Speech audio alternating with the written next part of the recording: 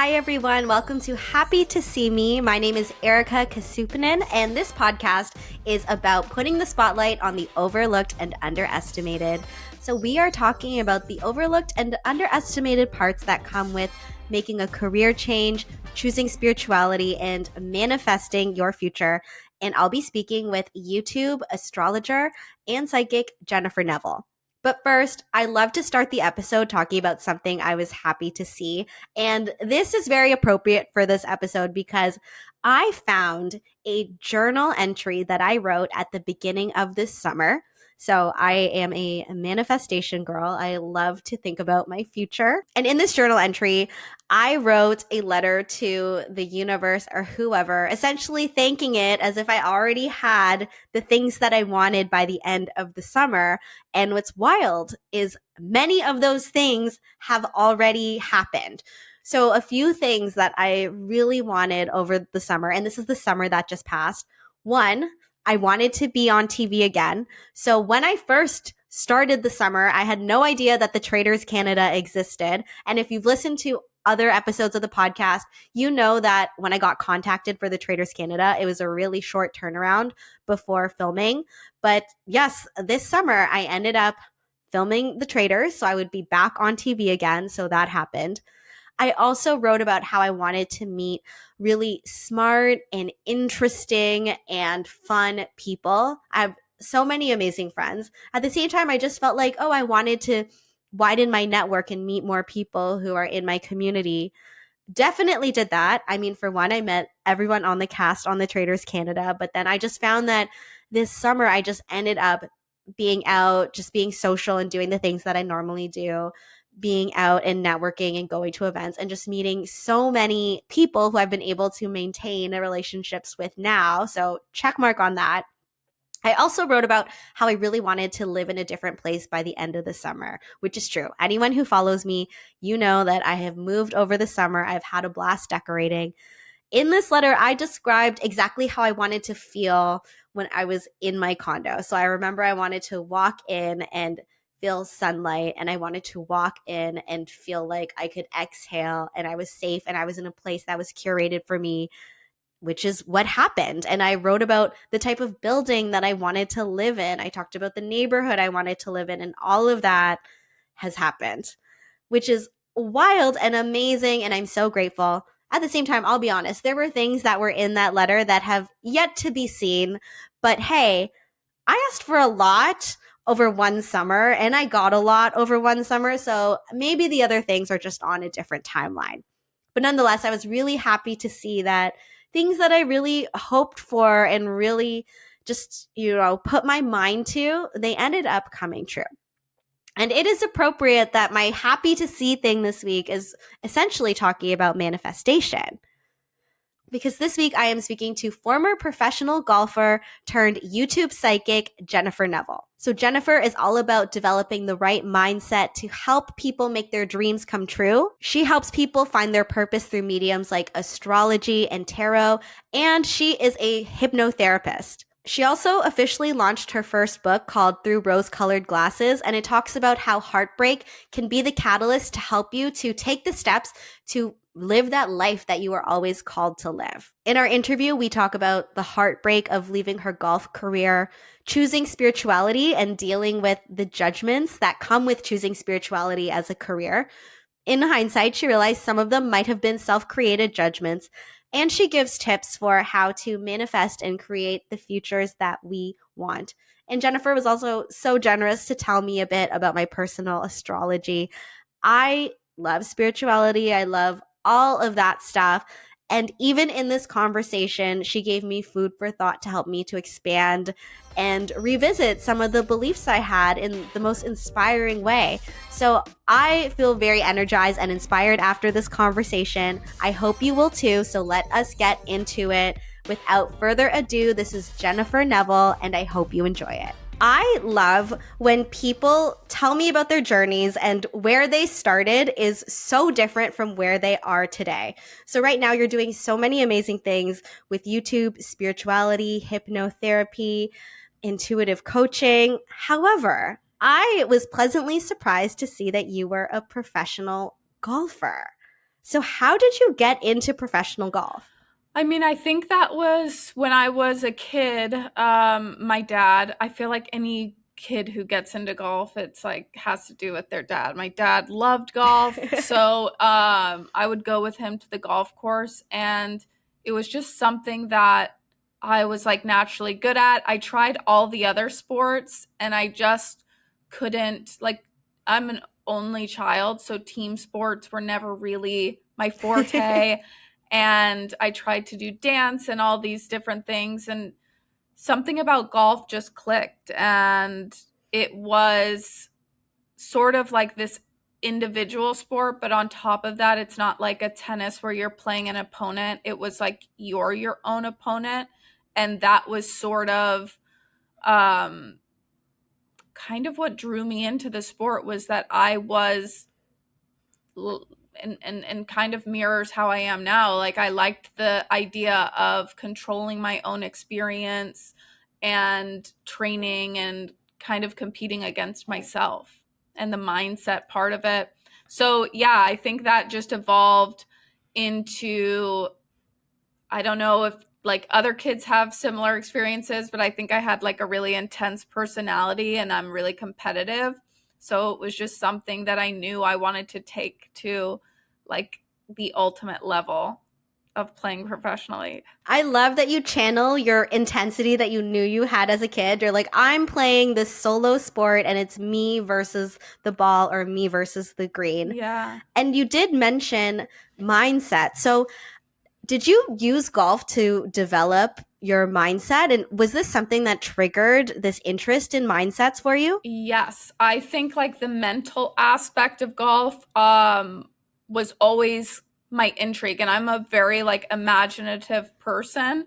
Or I was like really creative, and being an only child, again, you're kind of like left to your own devices. So I had like a really strong imagination, and golf was kind of this sport where I got to explore that. And again, there's nobody to compete against other than yourself at the end of the day. So it became this sort of competition with myself, and this realization really early on in life of like, if I want to get better, it becomes less about the physical side of things and more about the mental. It became, I learned how to meditate, and I learned how to sort of adjust my mind to certain things really early on, because I knew that was what was going to get me to the next level. That's amazing that as a young person, you were able to develop that ability to just be focused and only concentrate on what's in front of you. Mm. So you had said that, okay, you wanted to take it as far to the top as you could, and you did have a successful golf career. You were playing tournaments all over. What changed and what made you decide to leave professional golf? So I struggled a lot with my emotions. So even everything that we're talking about now, and I think that's kind of why I've gotten into hypnotherapy. Or even like right after my golf career, I started going to a hypnotherapist. I wish I would have had that tool way earlier in my life, because maybe things would be different.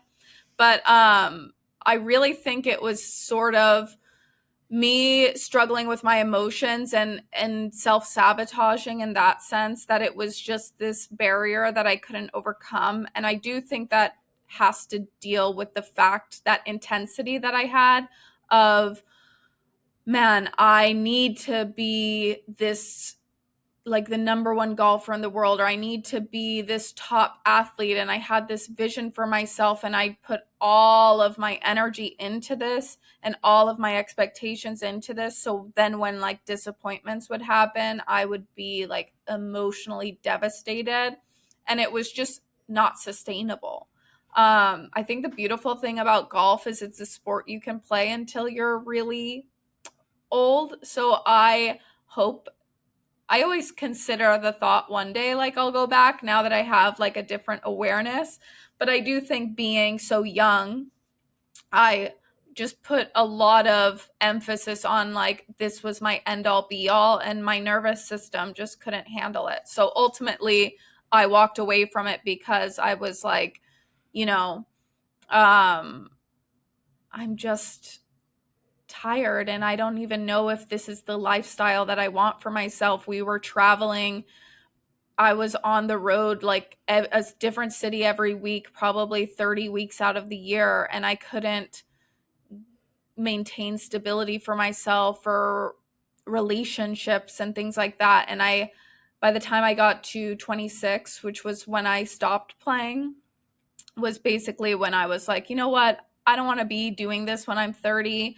I want to have like a stable lifestyle. So that was a big influence in why I walked away. Ugh, I can feel all of that in my body as you're saying it, even having so much importance placed on this external validation and how if it doesn't work out, how does that reflect on me? Like, ugh, I can feel it. I can feel how much that hurts.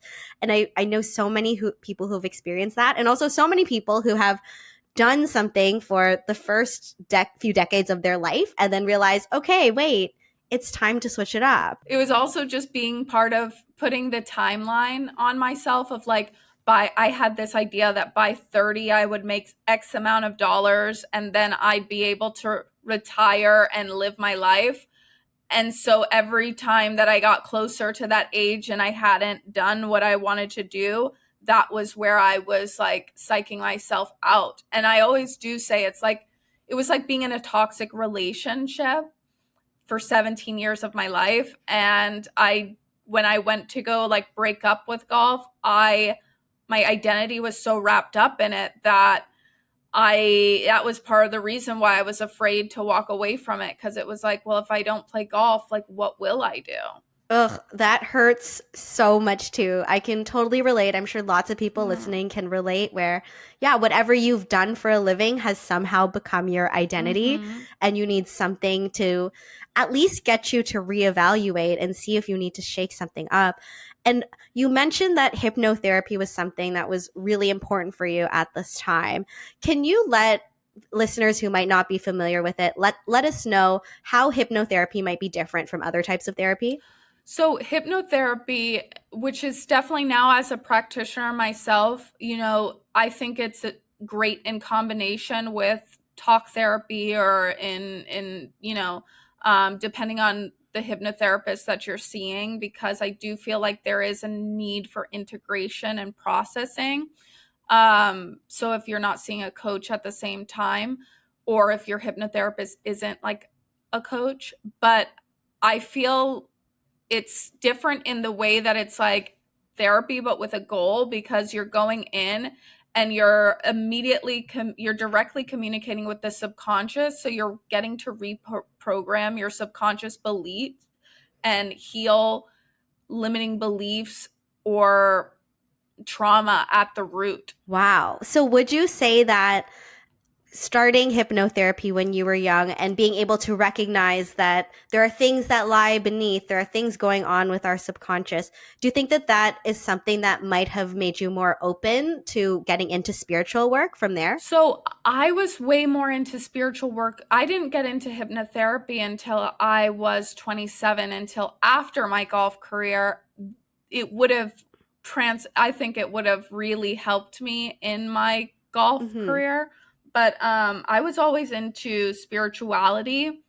It's funny because most of the students in my course are taking hypnotherapy to add an element of spirituality, whereas I feel like I'm the opposite. I am adding hypnotherapy into my practice as like a practical and logical modality. So to become more practical.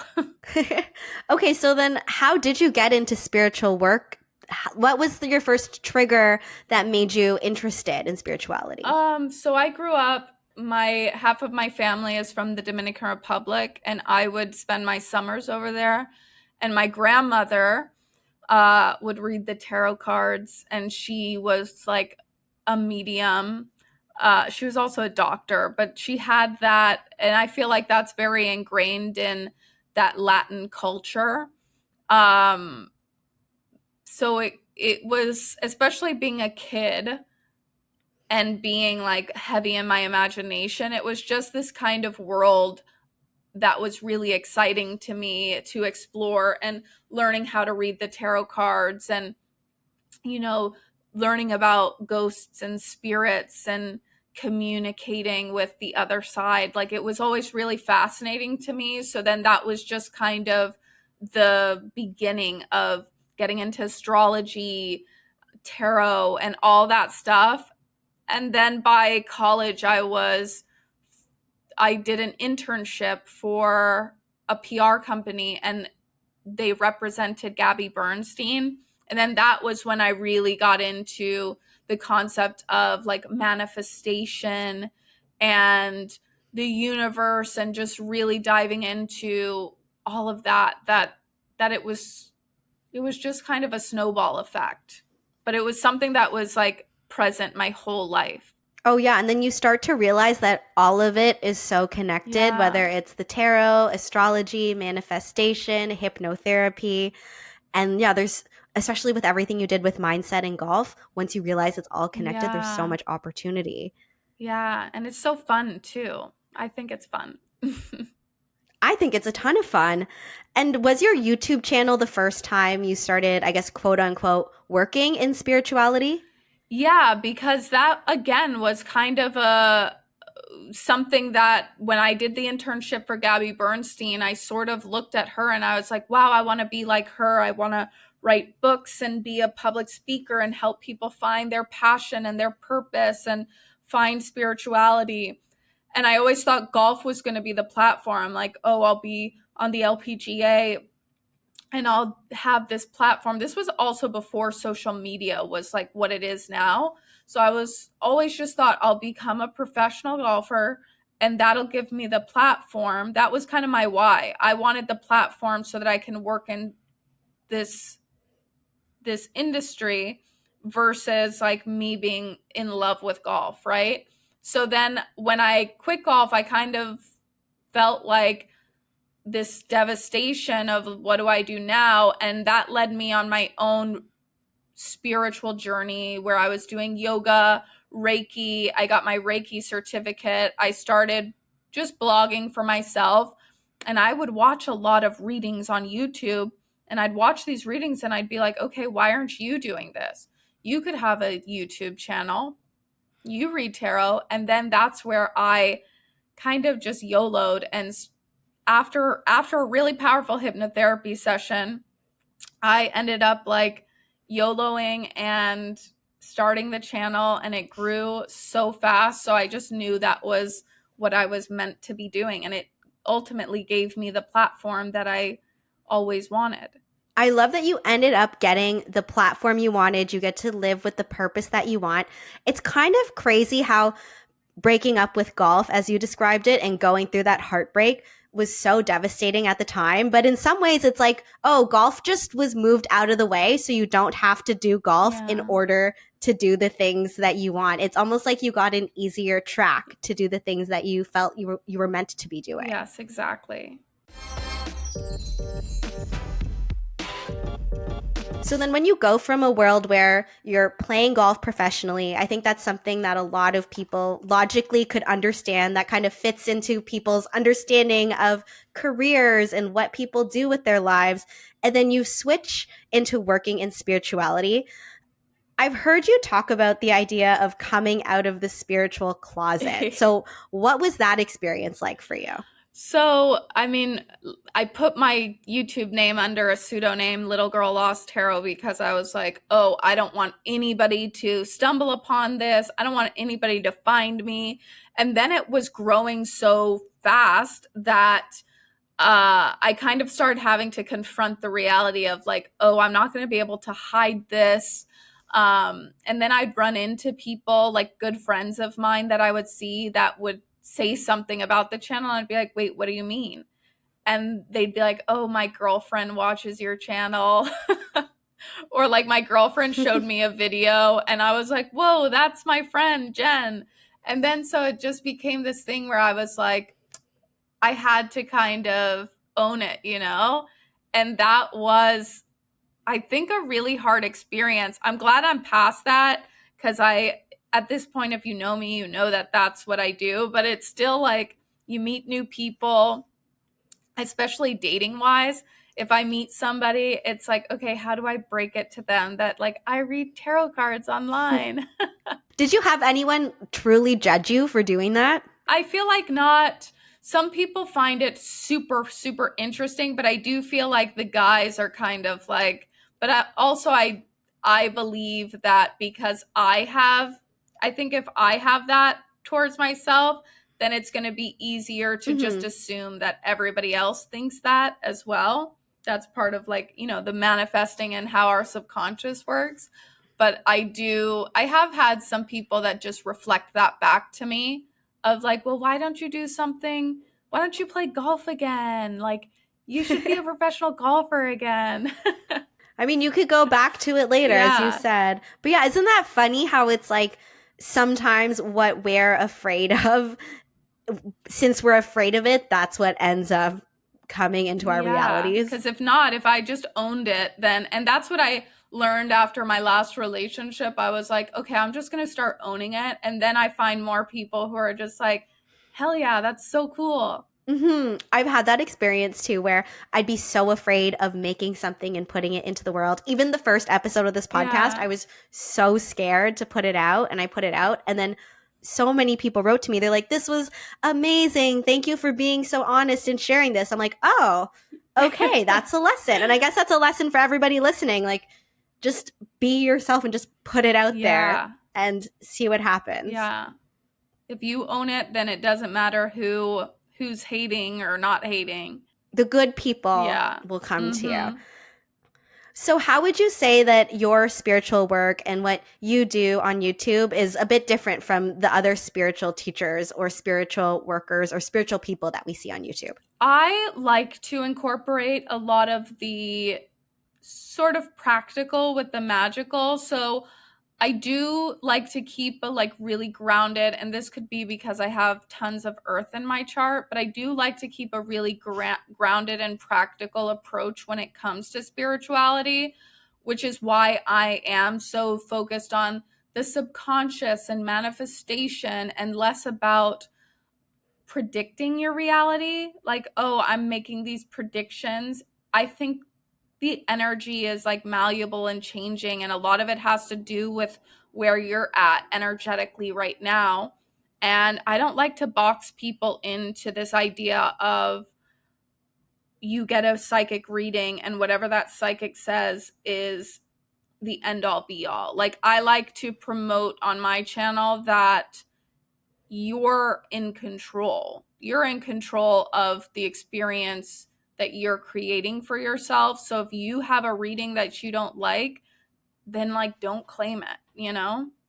And also you can take control of your life in the sense of, because I've been down those holes where I'll get really addicted to tarot. Not anymore, but you get really addicted to tarot, and you give a lot of your power to circumstances and people outside of you. And I just like to promote that we have the power as individuals. You hit on what I think is a big misconception, where people think, oh, all psychics do is just predict the future. And then if the future doesn't come true exactly as their prediction, then, oh, it's not real.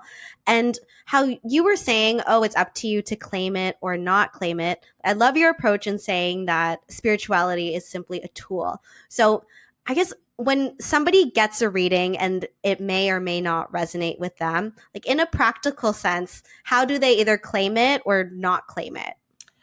I think that it's as easy as I get the reading, I like what I hear, I claim that, I'm going to keep just moving towards that energy. I think where people go wrong is that you get a good reading and then you keep questioning, and you're like doubting that timeline or that storyline, whatever it is, and I've been there. So I totally get that, of where it's like, okay, yes, this reading confirms what my intuition already knows, which is this is going to happen.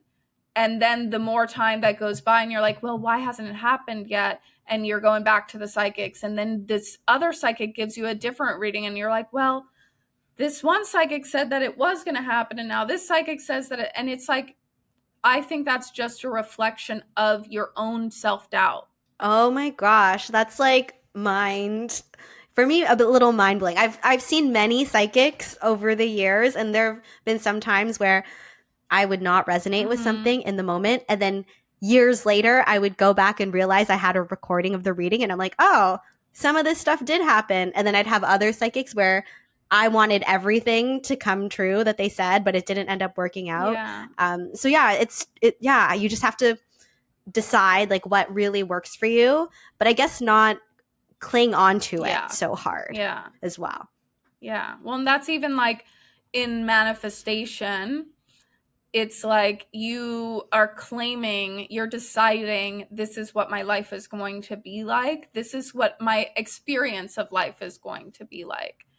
And then from there, the decision's already been made. So all you have to do is live that reality versus, making that decision and then going back and forth on it. It's the same thing with like tarot. I think it just, and that's what I tell a lot of people who watch my channel when they're like, what you said was going to show up never showed up for me.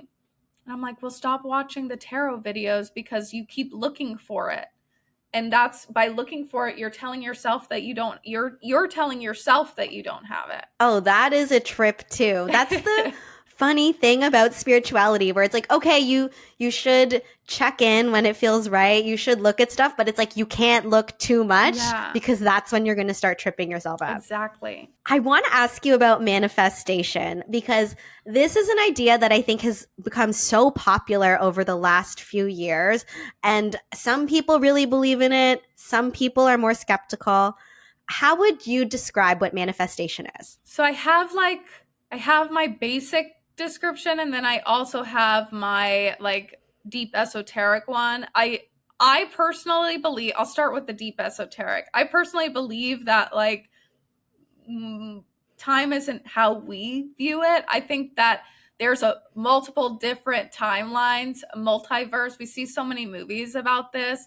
And based on the decisions that we make and the experiences that we're choosing, it's almost like getting into my more logical side of like how the subconscious mind works. Everything that we're experiencing externally, we're also at the same time perceiving internally. So based on like our thoughts, our assumptions, our beliefs, it's almost like filtering through and then creating like a screen projector that's showing us a movie. So if I go on a walk and I'm having a horrible day and I just want to be angry, there's probably going to be things on that. I'm probably going to fixate and focus on things that validate that experience for me. But if I'm like, wow, today's the best day ever, and I go on that same walk, I'm going to, again, create an experience that's based off of, what's happening internally for me. And I think manifestation is taking that concept to the level of whatever we believe to be true is true and eventually has to manifest. So if I decide, again, using that word decide, that I'm going to be a multimillionaire, and I just keep living in that reality of like, I'm going to be a multimillionaire, then like what has to respond to me is that my subconscious is going to keep creating experiences that validate that for me. So there's so much more control in manifestation than people realize. Yeah. What are some of the biggest misconceptions when it comes to manifestation? As somebody who's like, I've grown up in the spiritual community, so I've even gone on my spiritual beliefs have evolved on their own. So even with the manifestation community, I feel like the starter pack is like law of attraction, right? And then you're really deep. By the time you're at law of assumption, you're really deep into the manifestation community. Law of attraction is based off like attracts like. You have to be vibrating at the frequency of the thing that you want. Or people who think manifestation is even something that's like woo woo. I don't even think it's that spiritual. It's like once you get into the depths of it and how things literally manifest, if you look at manifest as a word that's in the dictionary, it's just like how things show up in our lives based off of the way that we perceive. It really is like a science to me. So I think the misconception is that it's something spiritual or like this spiritual practice, when in reality, whether you believe in it or not, you're doing it. It's really not as complicated as a lot of people think. And in my mind, at least, for me, what really made it all click together is, oh, it's knowing what you want and then believing that you're worthy of having what you want. Yeah. And I'm like, oh my gosh, if you just believe that you're worthy of having what you want, regardless of whether or not you think putting the pictures on the vision board make them automatically come true, but like believing that you're worthy of having what you want, I'm like, that means there's one less obstacle for me to take a step towards what I want. Or maybe I'm more likely to say it out loud, and then there's somebody somewhere that's going to bring that opportunity to me. So yeah, I feel like it's so tied to knowing what you want and your self-worth. The point of the vision board is just to impress your subconscious mind. It's not that the vision board is like the magic. Vision boarding and having that visual to look at is what's impressing your subconscious mind and reminding your subconscious mind of the feeling of having that thing. So it's like that's the explanation behind the vision boarding. And it can look however you want. It doesn't need to be the Bristol board. It can be whatever you want to show yourself that you can have that and you can have that feeling.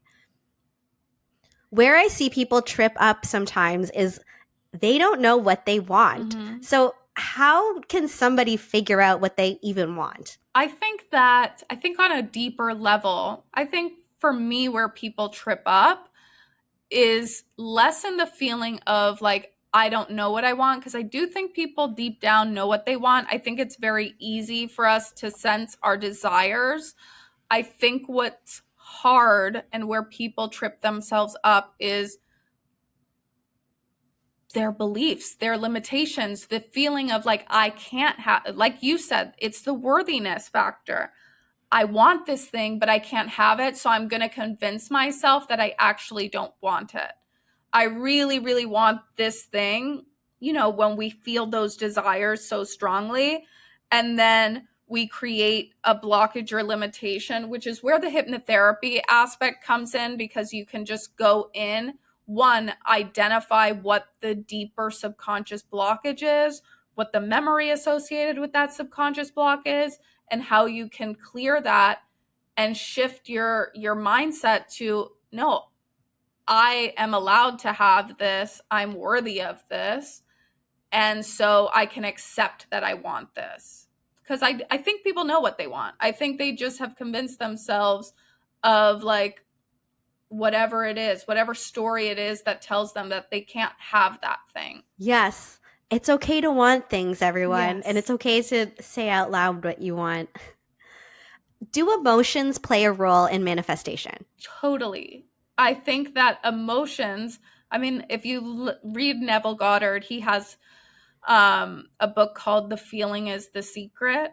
And obviously our emotions to me, my own personal theory about emotions is they're like our guidance system. And I think people have this fear of emotions, this fear of feeling our feelings, but it's our internal guidance system. And it's the same thing as like our wants, our desires, that feeling that we have, like when I want something, it's guiding you. That feeling that's like hurt, anger, resentment, also guiding you on what you need to release. What do I need to let go of? Because again, like anger, resentment, it's these painful feelings that we have. I feel like they're like poison to the body. So it's the more that we ignore that feeling or sensation instead of feeling it, processing it, and letting it go, we're not hurting anybody but ourselves. You know, we're not hurting the people that we're angry at by us being angry. That's true. Our emotions are ours. Yes, maybe experiences with other people can trigger emotions, but they're ours. Yes. And if we can learn to feel them and work with them, that can lead to a lot of peace. So if people want to start manifesting, never have before, what is a good like square one place for them to start? I always say it depends on what angle you're starting from. If you're starting from the super spiritual angle, get into Neville Goddard. If you're starting from the logical, I don't even know if I believe in this stuff, Dr. Joe Dispenza, because he talks more about the subconscious mind, and I personally love him. But yeah, just kind of tapping into, I think, that feeling of like, what do I want? Why don't I believe that I can have this right now? And how can I train my brain to feel like it already feels comfortable in the energy of having that? I think that's like the easiest baseline, because it really is simple. Kind of like you said earlier, it really is deciding what you want, deciding that I'm worthy enough to have it, and then allowing it to come into your life.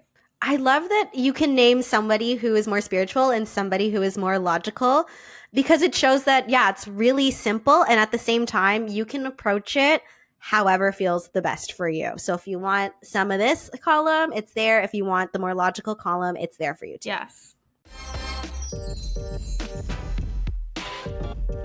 So I know that you also practice astrology. So can I ask you about my personal astrology? I know I've sent you my birthday, birth time, and where I'm from. So I love astrology, and I'm just so curious to see what you think of my chart. Yes, I actually pulled up your chart, so I was looking at it a little bit beforehand.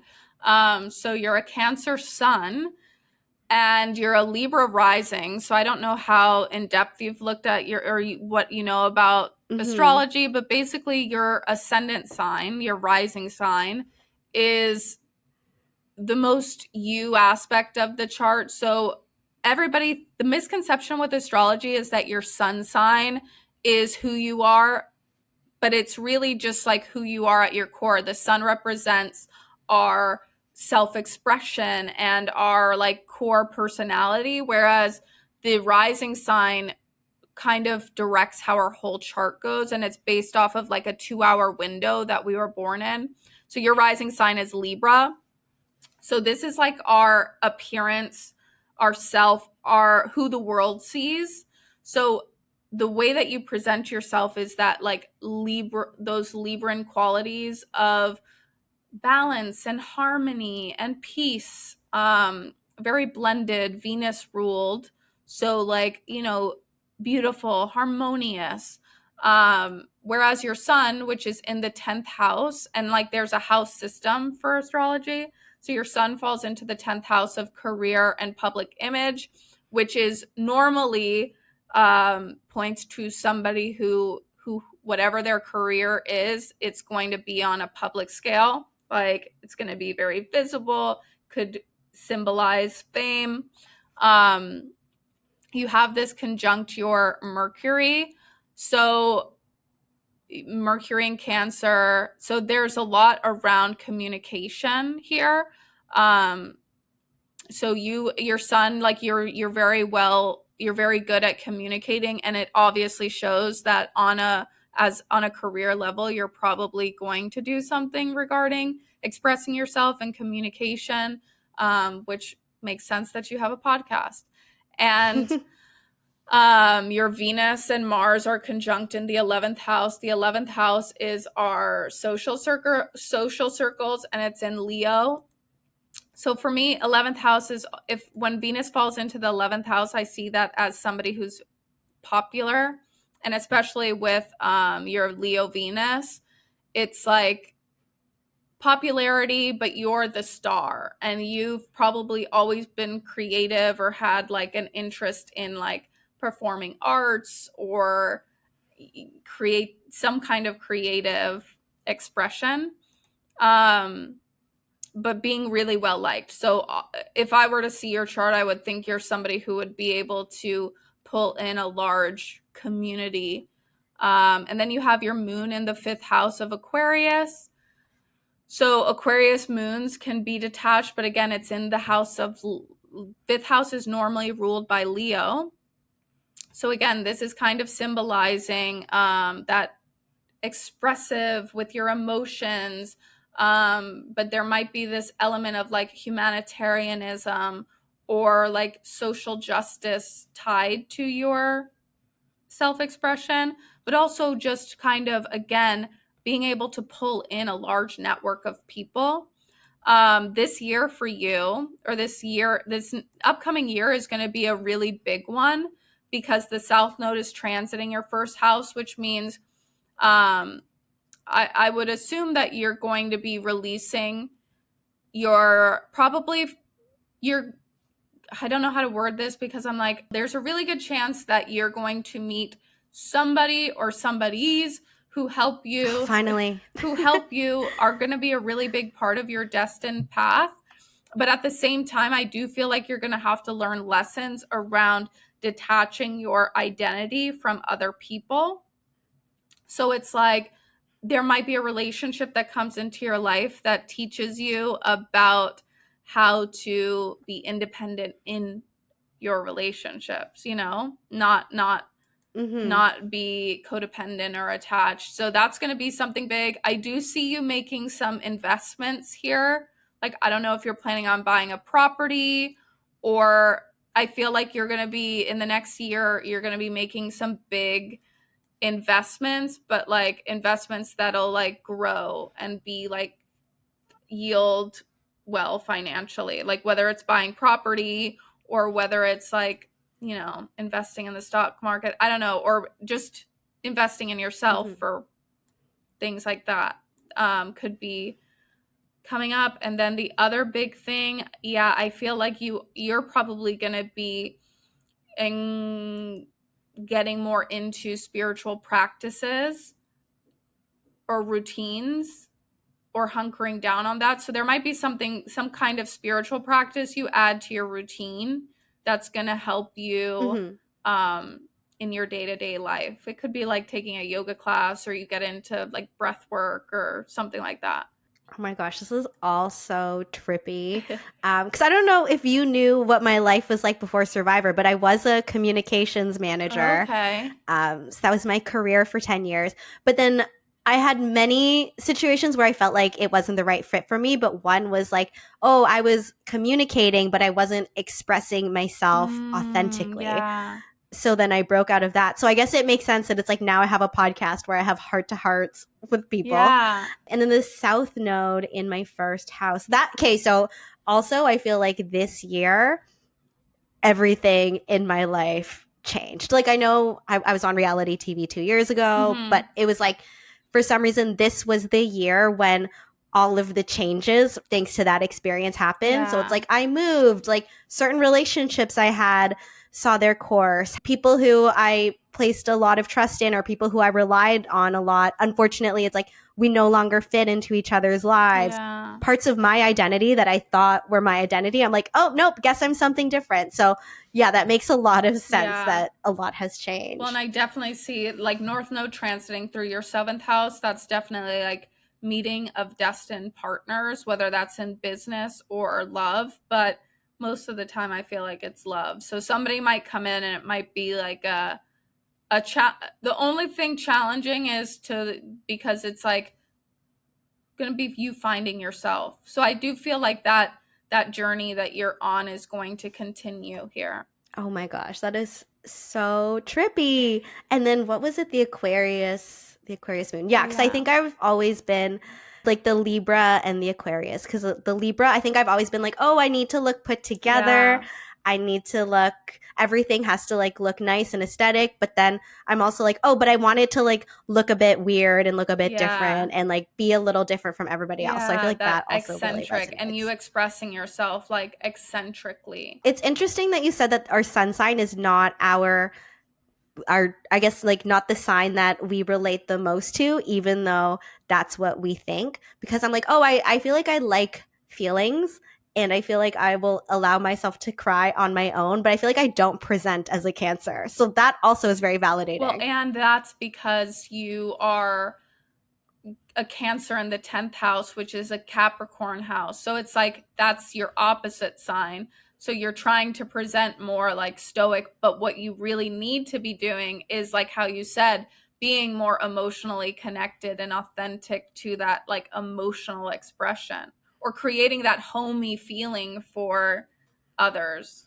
All right, listeners, get ready. We're going to have more crying conversations on the podcast. Yes. So if people want to learn more about their astrology, can they learn from your YouTube channel? I have some videos on YouTube, but honestly, TikTok, I have like a lot of videos. I don't post much anymore over there on the astrology account, but there's so many videos that they still go viral without me even posting, because people go and will learn about astrology there. Oh, I love that. So it's like this investment and this work you made at whatever time, it's still paying off for you. Yeah, it's still, that's what I love about TikTok. It's like you put a video out there. I put these videos up in 2020 and I still get people who follow me from those. Oh, I love that. You're still growing and you're still meeting your purpose.